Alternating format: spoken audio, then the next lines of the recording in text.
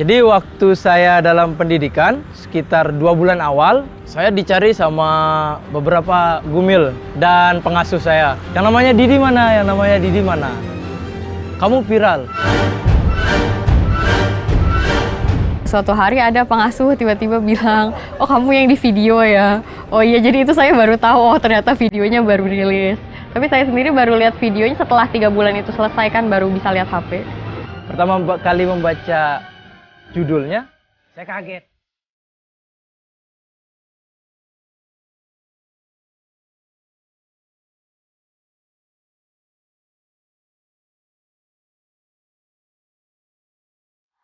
Saya membahasakan mukjizat karena ini benar-benar luar biasa lah menurut saya.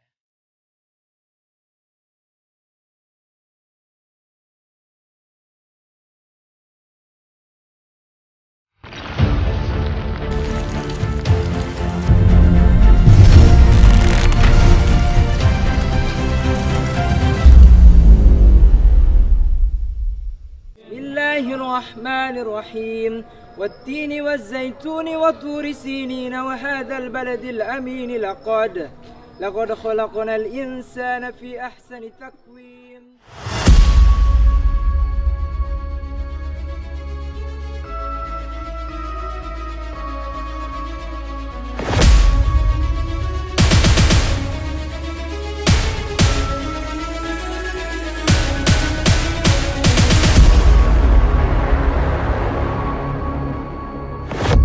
Jadi waktu saya dalam pendidikan, sekitar 2 bulan awal, saya dicari sama beberapa gumil dan pengasuh saya.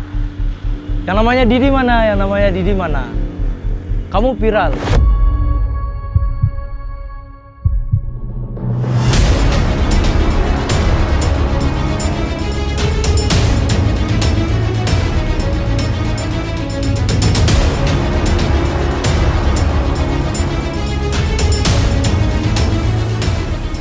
Pertama kali membaca judulnya, saya kaget.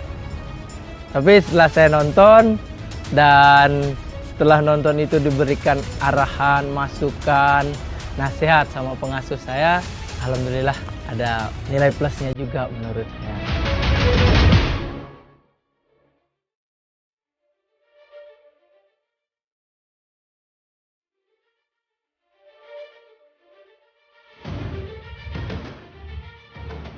Dalam video itu ada gambar peristiwa Pandoh ya. Dinyatakan bahwa kamu tidak lulus. Panglima rupanya punya kebijakan sendiri terhadap itu. Apa yang kamu lihat dari situ? Dari yang saya lihat sih memang menurut saya kebijakan Panglima sudah tepat ya, karena kan militer kan banyak ya bagiannya. Jadi kita tidak hanya membutuhkan yang kuat dari fisik saja, kita juga membutuhkan untuk yang dari segi keilmuan saya juga kan sangat dibutuhkan, dan saya memiliki pengalaman di bagian kedokteran juga, di bagian penelitian juga. Jadi saya sebagai pendukung seperti itu. Jadi walaupun secara fisik saya tidak memenuhi, tapi saya bisa mendukung para garis depan tersebut.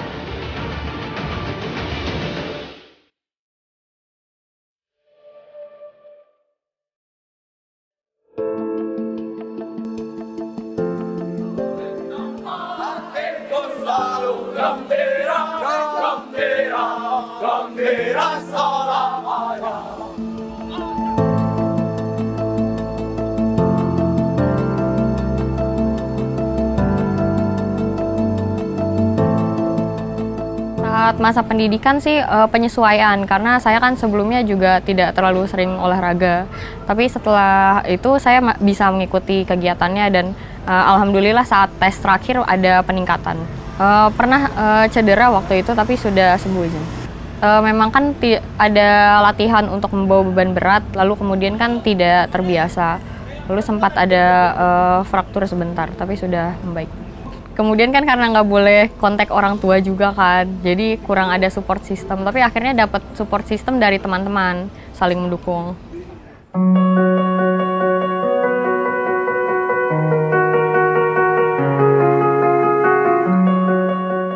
Apor, basis, siap, makan siap. Lanjutkan, hitam. Lomot, bangun. seperti kata pengasuh saya, kalian di sini dirubah kulit sipil kalian menjadi militer. Itu yang menurut saya sangat berat, tahap-tahap pendidikan dasar militernya. 3 bulan di awal benar-benar itu saya rasa begitu berat. Terus jam 4 subuh sudah mulai aktivitas olahraga. Awal-awal itu sangat berat, sangat dingin, sangat malas. Namun seiring berjalannya waktu dan pengasuh di sana, pelatih saya di sana mengajarkan kita untuk menerima, menyadari bahwa kita sedang belajar, berlatih di sini menjadi seorang yang militan. Akhirnya saya nikmati dan benar-benar nikmat ternyata lama-lama. Begitu menurut saya.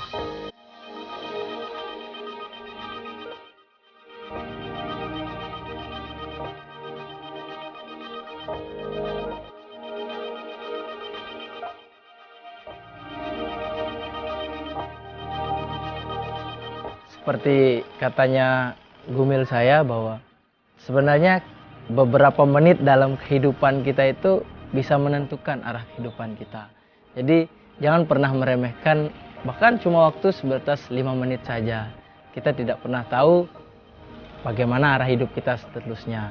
Seperti contohnya ketika saya melihat HP sebenarnya. Waktu itu sore hari saya melihat HP, saya baca-baca berita, terlintas pembukaan penerimaan PAPK. Dan saya benar-benar tidak tahu apa itu PAPK ini. Sampai saya membukanya, sampai saya melihat untuk pendidikan, lokasi pendidikan yang dibutuhkan. Dan di sana kebetulan ada radiologi. Saya mencobanya dan saat mencobanya pun saya benar-benar tidak tahu sebenarnya. Seiring berjalan waktu, ternyata seperti ini.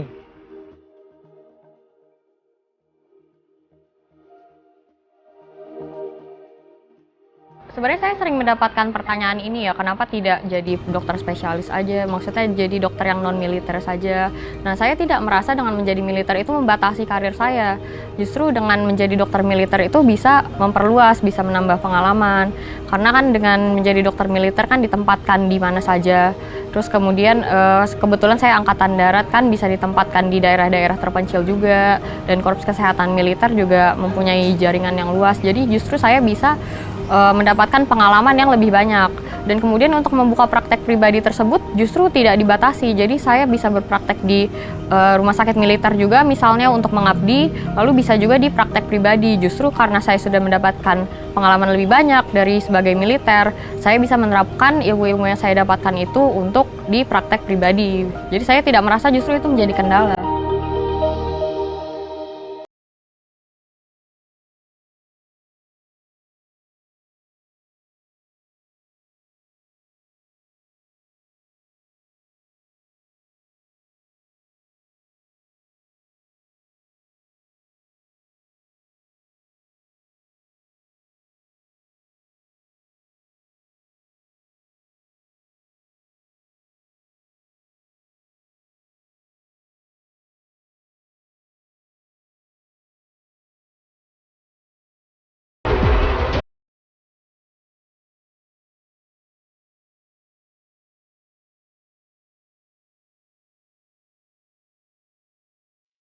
Mengenai kebijakan Panglima untuk meloloskan saya, itu yang tiada nanti saya syukuri.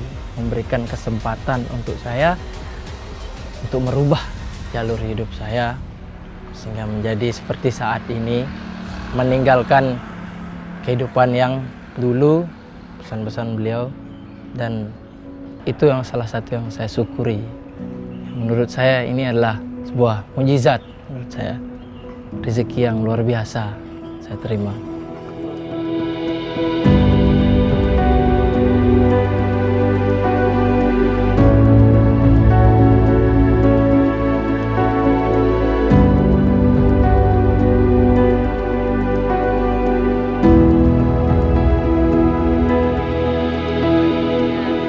Jadi setelah ini sih saya lebih fokus ke kesehatan militernya, lalu kemudian menggali lagi apa yang bisa saya lakukan untuk memajukan kesehatan militer tersebut.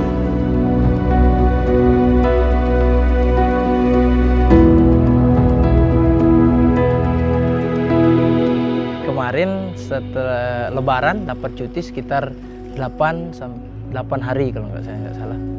Itu saya gunakan kesempatan untuk balik kampung. Pertama saya datang ke rumah itu siang hari, dan ketika saya masuk ke rumah ibu saya baru selesai sholat zuhur dan ibu menangis. Beliau masih belum percaya bahwa anaknya menjadi seorang perwira TNI, yang dia tidak pernah menduga juga saya akan menjadi seperti ini begitu. Dan bahkan saya sendiri pun tidak pernah menduga saya akan menjadi seperti ini.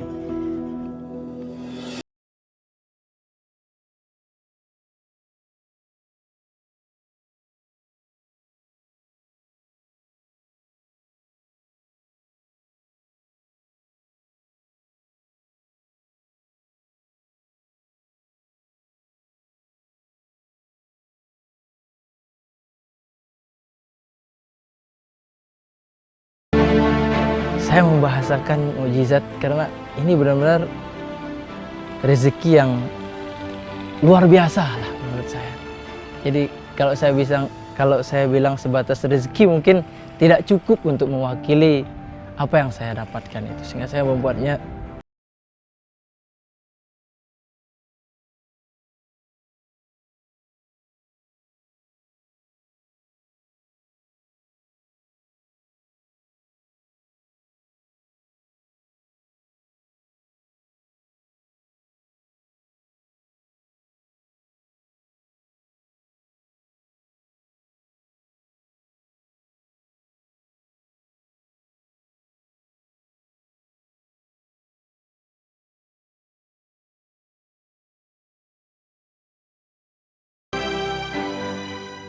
Terima kasih sudah nonton. Jangan lupa like, subscribe, dan share ya.